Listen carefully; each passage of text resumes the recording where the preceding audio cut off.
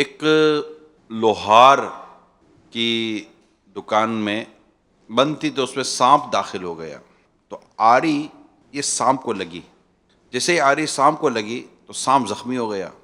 اس کو ہوا کہ کوئی میرا دشمن ہے، اس نے پلٹ کر آری پر منہ مارا، اس نے مجھے زخمی کیا.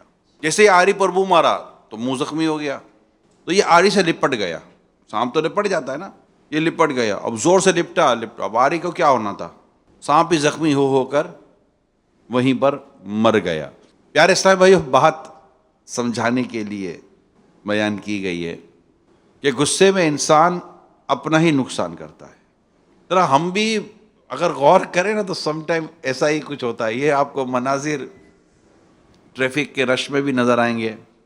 اب گاڑی میں بندہ جا رہا ہے، شیشے چڑھے ہوئے ہیں، اور سامنے سے ایک شخص گزر جاتا ہے، اچانک غلطی ہوتی ہے اور وہ اندر ہی بیٹھا گالیاں دے رہا ہے. اس کو پتہ ہی کوئی نہیں کہ اگلا گالیاں دے رہا ہے کہ کیا دے رہا ہے. وہ یوں مسکراتا ہوا گزر جاتا ہے اور سامنے وہ گاڑی میں وہ بھڑاسا نکال رہا ہوتا. اب یہ بھڑاسا نکالنے سے، گالیاں دینے سے اسی کے نامہ اعمال میں خرابیاں بربادیاں پیدا ہو رہی ہیں. ایسا بڑھانے کی جو عادت ہے نا، بڑھ کرنے کی عادت، یہ میرا اصل ٹاپک ہے.